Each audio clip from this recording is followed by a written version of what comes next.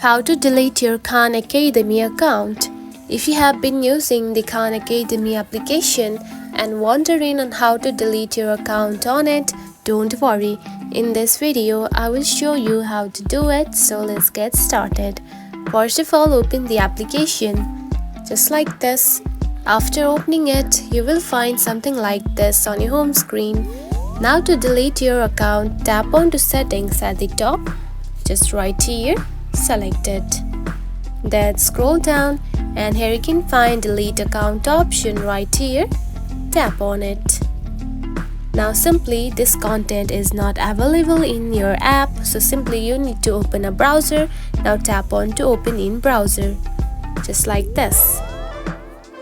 And after that you can see it is opened in the browser. Now scroll down and here you can find delete your account option right here. Simply select it.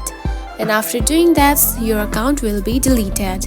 And that's it. This is how you can delete your Khan Academy account. It is a very easy process, right? If you found this video helpful, don't forget to like and subscribe for more tips. Thanks for watching.